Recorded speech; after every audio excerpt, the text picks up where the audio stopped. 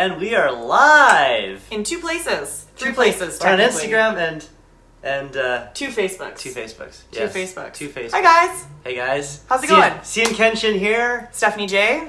Mind hacker and erotic alchemist. Boom. So what are we live today for? Well, we're live today to talk about something that has been hitting the news, that has been all over the place, especially in spiritual communities, that is near and dear and super important to both of us. And that is the drumroll, Importance of spiritual lineage. And why are we talking about it?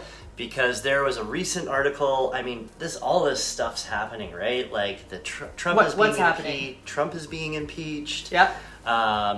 The Capitol building was invaded by, it appears to be these QAnon conspiracy theorists.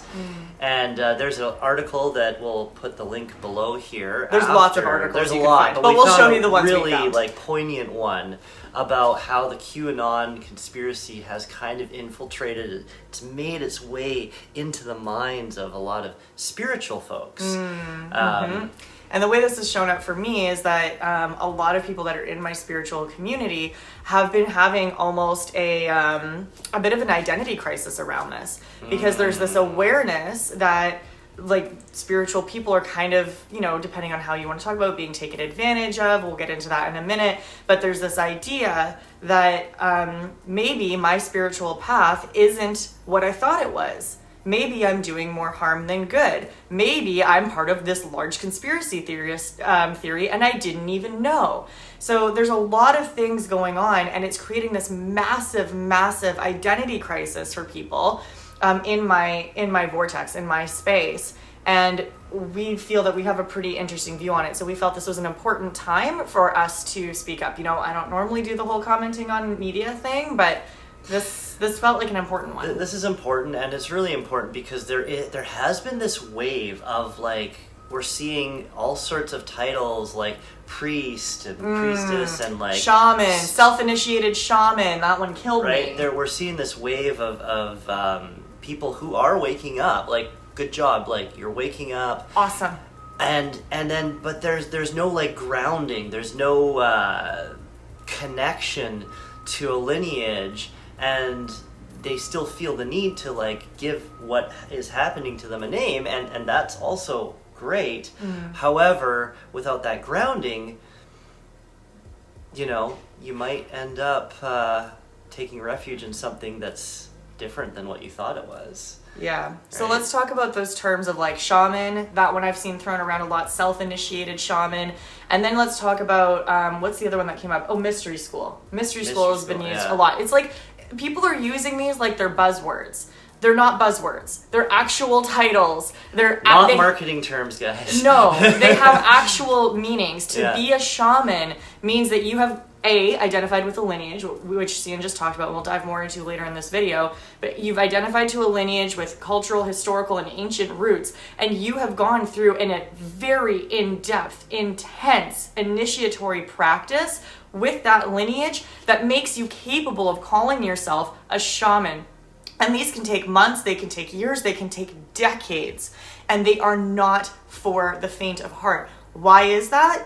Because you have this thing called the ego. This is important, guys. that we use to live in regular society that needs to dissolve. It must dissolve and be rebuilt. This is the important part. Yes. Everyone thinks, oh, I want to destroy my ego. I want to destroy my ego. And No. especially in the spiritual community. It's You like, need it. and you get all these practices. And actually, it's hilarious because the practices that are out there that are in the public domain are largely ego deconstruction practices. Yes. So like seriously, anyone can go and deconstruct their ego. It's just go online and search out meditation. You know, like there's a deconstruction there. Yeah. Right. And this isn't just in the spiritual world either. Like if we go back, personal development, professional development, career development, everything is centered around this idea of deconstructing your ego, i.e. removing the things that are in your way from you being your best self.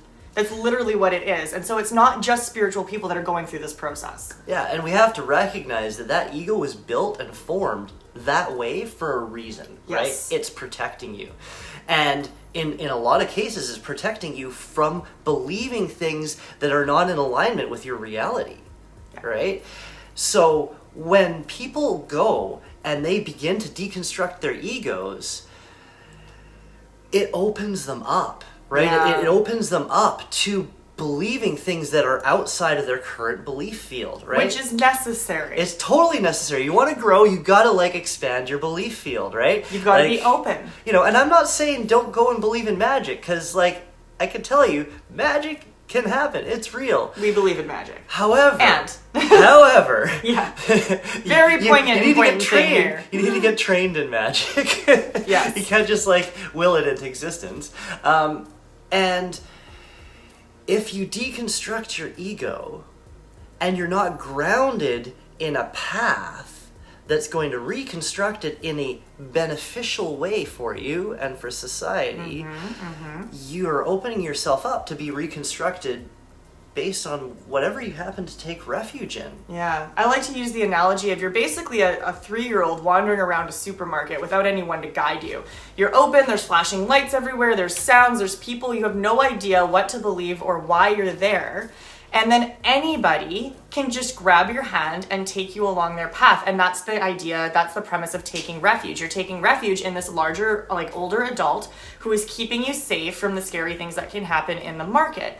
This is an important part of lineage, is that they have that structure built in place so that they have a teacher there to help you, to guide you, so that you have dharma to take refuge in. You have lines to follow. You're not just waking up and a 3-year-old that's wandering around the supermarket at risk of anybody grabbing your hand and leading you somewhere that may not be in alignment with your own personal morals and values.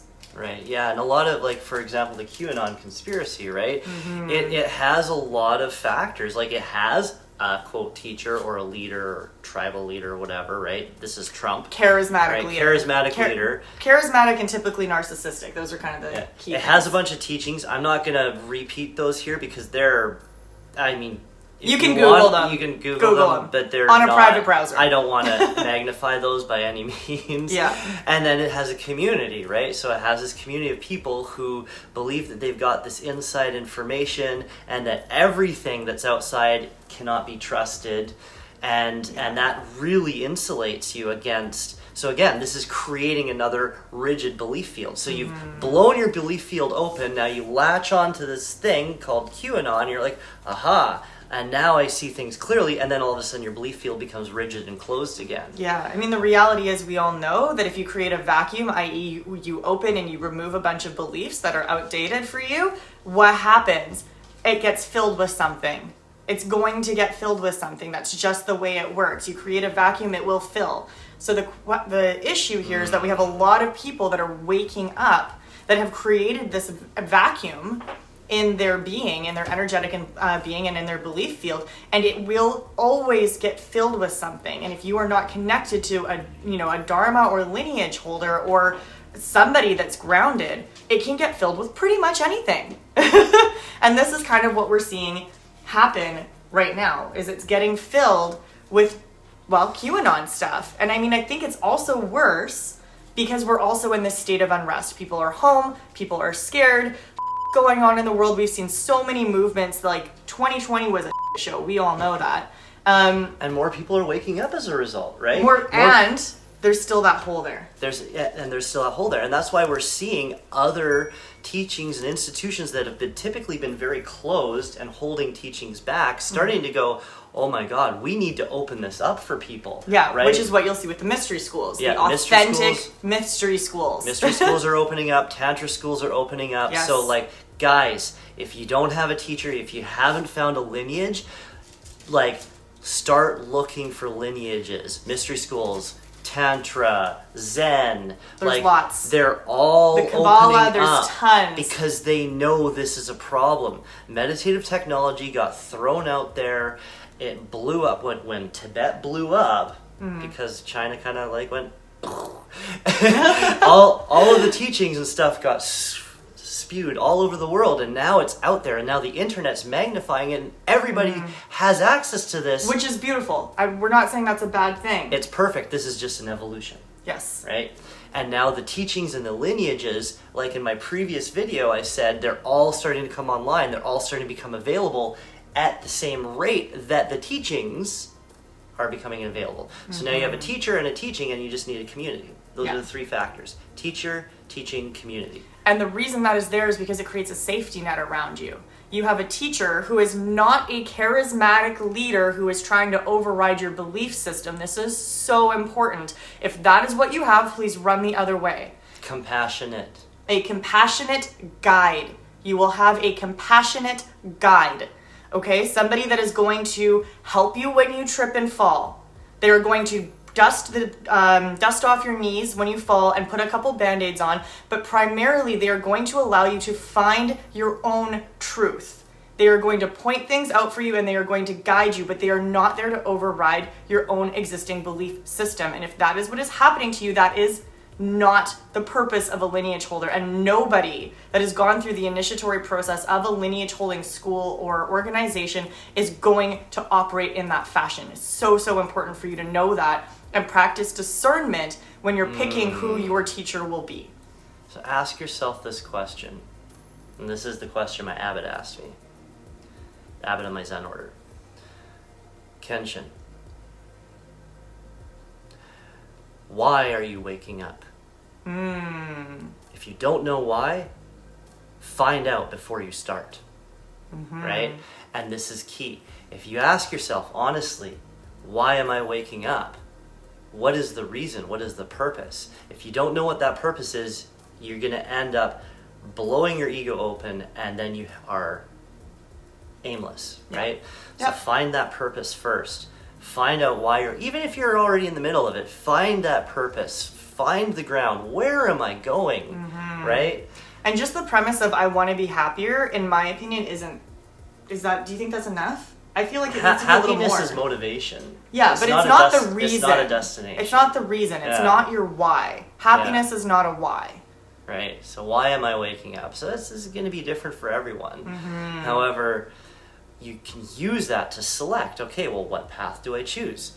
And is this path something that somebody just made up, or is it grounded in some history? Has it stood the test of time, right? Even if it's something new, which, like we're working on, right? Even if it's something new, it's connected to something old, and it gets woven in with other old things. This is what reality loves to do. And even I'm going to go ahead and pick on manifestation, because that's considered to be a new age. And for me, it was my gateway drug into spirituality, and right? Yet it has lineage. Right, and people don't realize this. And this, just to be clear, does not mean that every manifestation coach you meet has lineage. Let me just be clear here. The practice has lineage, but not necessarily the coaches. So a lot of people don't realize that the 12 universal laws, of which a few of them manifestation really focuses on to create the aura of manifestation, the air of manifestation, are actually ancient Hermetic principles. Yes. The 12 universal laws are ancient Hermetic principles that are spoken about in the Kabbalah. You can find them in the Tarot. You can find them. Sorry, the Kabbalion. Pardon me. And the Kabbalah. So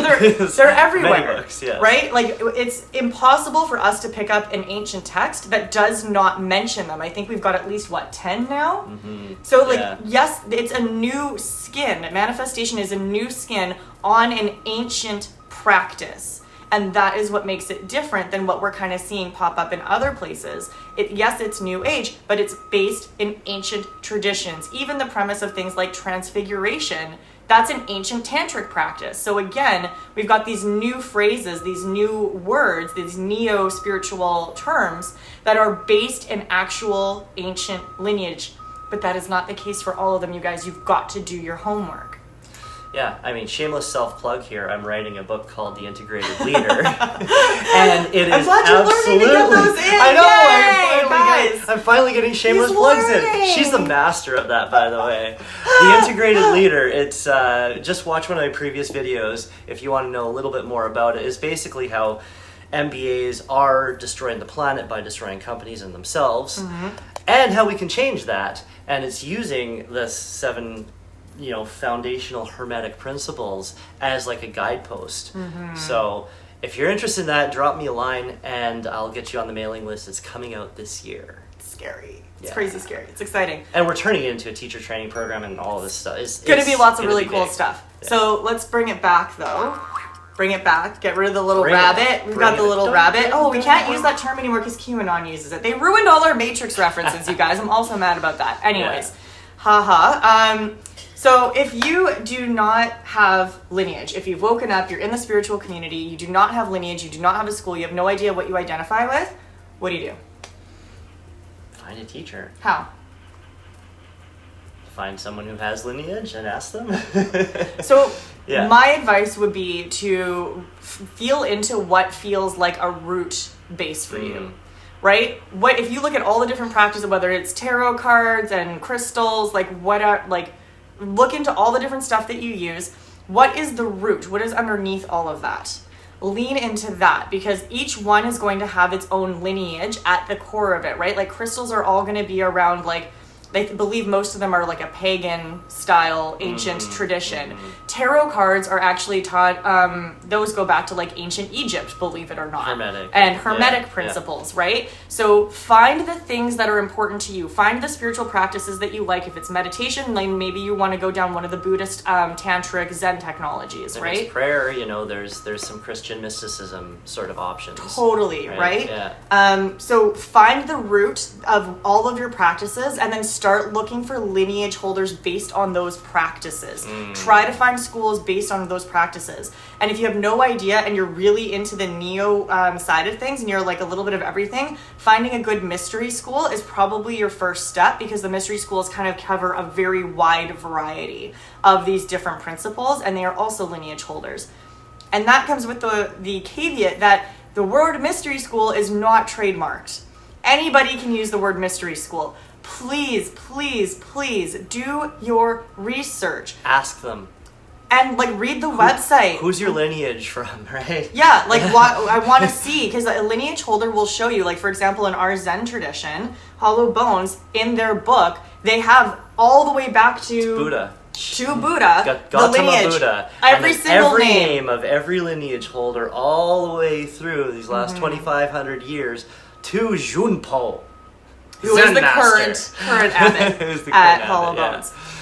So check in, look into this. Guys, you have to take a little bit of responsibility for your own spiritual evolution. Please do not be that person that is flying around in the wind, completely untethered. I know it's easy for that to happen, but what we're seeing now through QAnon and other spiritual things coming to light is that you need to be grounded. It is actually dangerous and unsafe for you to be going on this spiritual journey and navigating the dark nights of the soul and the various ego deconstruction and reconstruction and all of the other things that can get dropped into your awareness. If you don't have somebody to hold you, it is dangerous. Yeah, you're you deconstruct your ego and you're I'm in bliss and da-da-da. And you just, you kind of go into this flow state and you don't have any borders anymore. You get into the transpersonal realms and you're is that my anger? Is that their anger? Is that how many empaths know what that's like? Is that my desire right? or is that their desire? This is how a lot of so-called tantric I'll say cult leaders end up taking advantage of students as they break down their egos and then they're is it you or me? Here we're just gonna do this sexual dance, right? Yeah, and that's we could do a whole other video on that because Tantra does use sexuality as a form of enlightenment, so there's a whole other, we're not going down that road. Yeah, I said cult leader. Yeah, where it's actually not in a certain container with a lineage with special practices and there's a lot of predatory energy in that sort of space. But yeah, definitely. Anyways. Okay, so I hope this has been helpful. Have we answered what to look for? Teacher, lineage, community. They'll call it Sangha if you're in a Buddhist community. Teacher, lineage, and community, Sangha. That's what you want to look for. Do your research. Please find lineage holders. This is showing us how important it is as you go on your spiritual journey. You cannot be a train without rails in front of you. Please find safe rails that align with your personal values, whatever those are. and follow that and trust that teacher has your best interest at heart and therefore will guide you, will not drag you down the path. Yes. So important. Yes, you get to choose. So Yes. choose wisely. Yes. And if you have some questions, please feel free to ask myself, Cian Kenshin. Stephanie J. Signing off. Love you all much. Mwah. Thank you all for being here. Blessings. Hey YouTube, thanks for watching. I'm Cian Kenshin. I'm Stephanie J. And we're really grateful that you've stuck with us through this video. Feel free to like and subscribe. We love your comments too. Please keep them coming. We read them and we reply to all of them. So thank you for letting us know your thoughts, feelings, and what else you love seeing on the road to digital spiritual nomad. So grateful to be here with you. Many blessings.